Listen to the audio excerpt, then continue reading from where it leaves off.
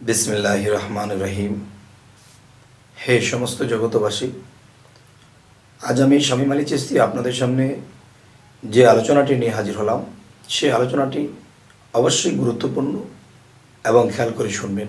সেই আলোচনাটি হবে, মানুষ শুধু সাধনা করে আল্লাহ পর্যন্ত যদি পৌঁছাতে চায়, যদি লাগে তার ৩৬ বৎসর, তাহলে সাধনার সাথে আরও কিছু কাজ আছে, আরও কিছু করণীয় আছে, সেগুলো যদি করতে পারে তাহলে তিনি ৩৬ বছরের জায়গায় ৩৬ মাস লাগতে পারে, ৩৬ মাসের জায়গায় ৩৬ সপ্তাহ লাগতে পারে, বা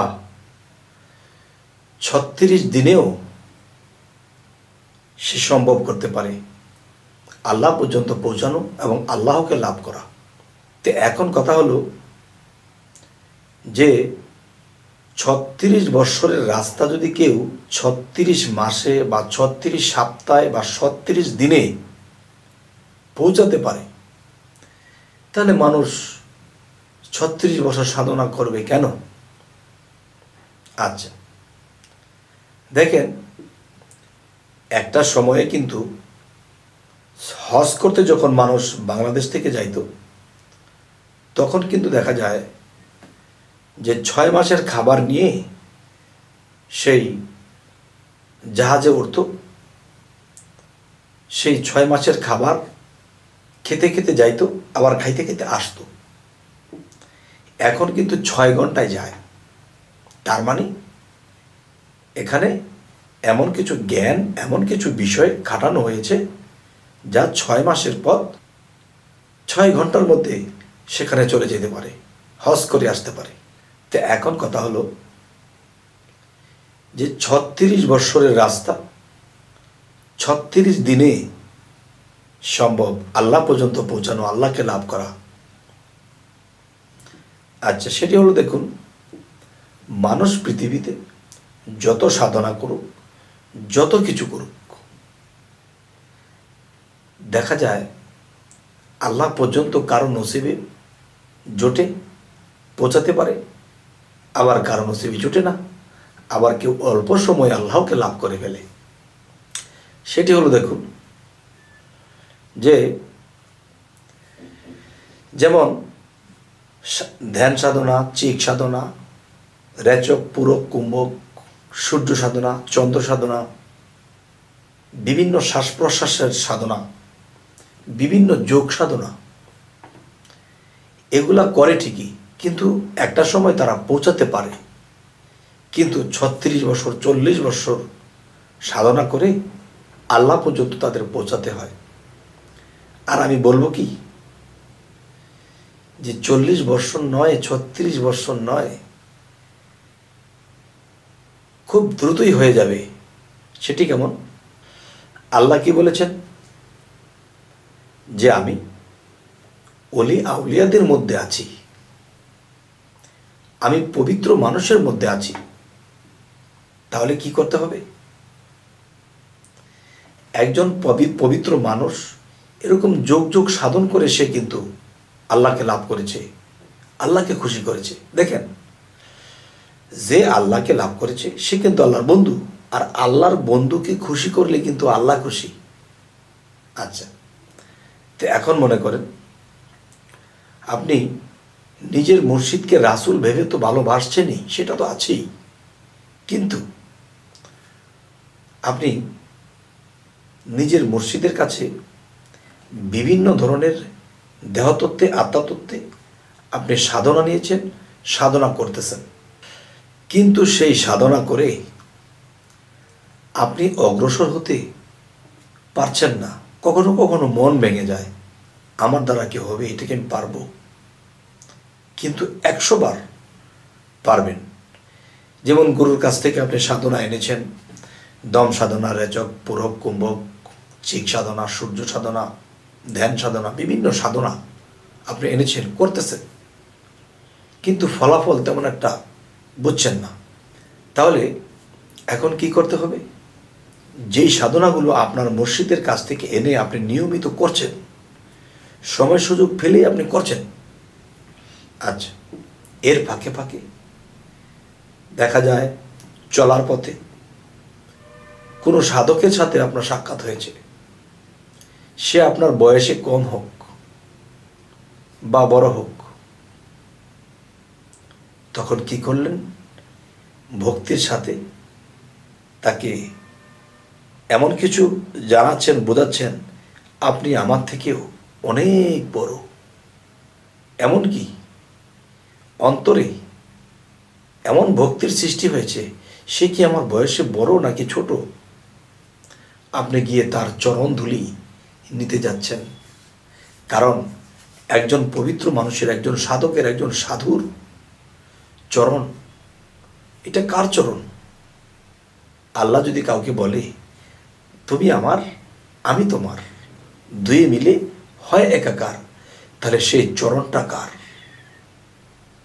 তখন যখন সেই চরণে হাত রেখে তার পায়ের ধুলো যখন তার মাথায় মোছে, তখন যে সাধু আল্লাহকে লাভ করেছে, সে আল্লাহর কাছে বলে, আল্লাহ, এই ব্যক্তিটি যে ভক্তি আমাকে দেখালো, যে আদব সালাম শ্রদ্ধা আমাকে করলো, আল্লাহ, সে যেন অল্প সাধনেই তোমাকে লাভ করে। সুবহান আল্লাহ। তাহলে একজন আল্লাহর ওলির কথা কিন্তু আল্লাহ শুনে। তখন আপনার ৩৬ বছরের রাস্তা কমে ৩৬ মাসে এসে গেছে। আবার চলছেন, ফিরছেন, খাচ্ছেন, সাধনা করছেন, কোনো এক দেশে গিয়েছেন, গিয়ে সেই দরবারে অনেক বড় আল্লাহর ওলি আছে, সেখানে গিয়ে তার দিকে সুদৃষ্টি দিয়ে তাকিয়েছেন। আর তাকিয়েছেন এমনভাবে মনে হচ্ছে তিনির মধ্যে আপনার মুর্শিদ আছে, আপনার রাসূল আছে। সে আপনার মুর্শিদ, আপনার রাসূলকে ভেবে আপনি তার চরণ তলায় হাত রেখে তার পায়ের ধুলোগুলো আপনার মাথায় মাখছেন। তখন এরকম ভক্তি, এরকম আদব কায়দা দেখে সে আউলিয়ার ভালো লেগেছে, আপনার প্রতি সে সুদৃষ্টি দিয়েছে। আর সে আউলিয়া মনে মনে বলেছে যে, হে আল্লাহ, আপনি তাকে দয়া করবেন, সে যেন দীর্ঘ আয়ু পায়, সুস্থের সাথে তোমার কাজ করতে পারে এবং অল্প কাজে বেশি মায়না পায়। দেখেন, একটি দোয়া তিনি করে দিলেন, আর সেই অলি আউলিয়ার দোয়া আল্লাহ ফেলতে পারে না। আচ্ছা, সেখানে পাইল একটা, এখানে পাইল একটা, কি দিয়ে? ভক্তি, ভালোবাসা দিয়ে। তাহলে কিন্তু দেখবেন এক ধরনের মানুষ আছে শরীয়তে, এক ধরনের মানুষ আছে সাধনা করে তরিকার জগতে। তারা কিছুদিন সাধনা করেছে, আমি এই সাধনা করি, আমি এটা দেখেছি, সেটা দেখেছি, আমি এটা পেয়েছি। ফল্ট, তার জিন্দেগি বরবাদ হয়ে যেতে পারে। আর অনেক সাধনা করার পরেও তার মাথাটা যখন নিচের দিকে চলে যায়, তখন দেখেন যে একটা কথা সবসময় মনে রাখতে হবে, এই পৃথিবীতে অনেক সাধকের বেশে সাধক আছে, আল্লাহর আমলকারী আছে, তারা আল্লাহর ইবাদত করে যেন সেই ইবাদতগুলো লোকেরা দেখে। আচ্ছা, এবং যতটুকু ইবাদত করেছে তার চেয়ে বেশি বলে বেড়ায়। আচ্ছা, তার মানে বোঝা গেল তার এই ফলের গাছে ফল নেই, সে ভক্তি নেই, তার মাথা নিচু হয় না। দেখবেন যেই গাছের মধ্যে অতিরিক্ত ফল হয়, ফলের ভারে গাছটি কিন্তু মাথা নিচু করে ফেলে। ঠিক কোনো মানুষের মধ্যে যদি তার মধ্যে জ্ঞানের ফল, আমলের ফলাফল বেশি থাকে, তখন সে যে কোনো মানুষের কাছে নতশির হয়ে যায়। যে কোনো অলি আউলিয়া দেখলে তার মাথাটা নিচে চলে যায়। কেন? তার ভিতরে ফল আছে, তার কাছে সেই শক্তি বল আছে, তারপরেও কি তার মাথাটা নিচু হয়ে যায়। কেন? কারণ তার গাছের ফলের ওজন আছে, সেই ওজনে তিনি নিচু হয়ে যায়। আর যে গাছে কোনো ফল নেই, সে মাথা খাড়া করে রাখে। বুঝতে পেরেছেন তো? আজ এবার সেই কথাটি বলবো, আপনি যতই সাধনা করেন, আপনি সহজে অগ্রসর হতে পারবেন না।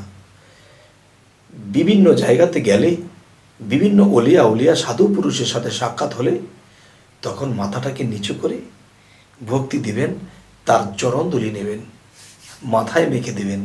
মনে করবেন না আপনি একজন মানুষের পায়ের ধুলি মেখেছেন, আপনি একজন আল্লাহর অলির, আল্লাহর বন্ধুর পায়ের ধুলি মেখেছেন। আল্লাহর অলির এই পায়ের ধুলি নয়, এটি আল্লাহর পায়ের ধুলি।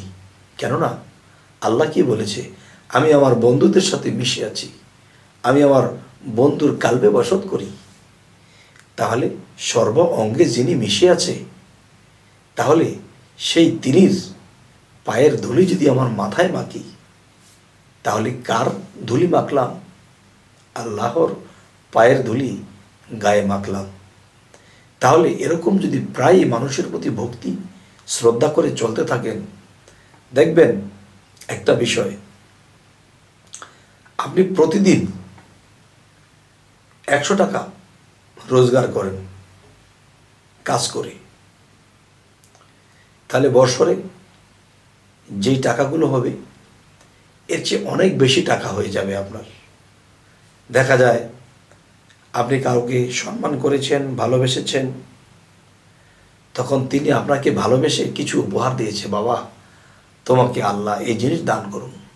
আরেকজন উলিয়ার চরণধুলি নিয়েছে, তিনি দোয়া করলেন, তোমার ভক্তিতে আমি খুব তুষ্ট হয়েছি, আমি খুবই খুশি হয়েছি, তবে তোমাকে আল্লাহ যেন এই পথ অগ্রসর করিয়ে দেয়। আল্লাহর খাতায় কিন্তু লিপিবদ্ধ হচ্ছে সে আমার বন্ধুকে খুশি করেছে, এই জন্য সেই দোয়াটি পেয়েছে। যাই হোক, আজকের যে কথাটি হলো কি, যে মানুষ 36 বছর সাধনা করবে, যেখানে পৌঁছতে না পারবে, এরকম অলি আউলিয়াদেরকে মানার মাধ্যমে এবং ভক্তির মাধ্যমে তাদের মন জয় করতে পারলে আমি 36 বছরের রাস্তা আমি 36 দিনে পৌঁছে যাব ইনশাআল্লাহ। এখন এই কথাগুলো আপনারা কি বলেন? আমার কথাগুলো কি আপনাদের মনোগত হলো?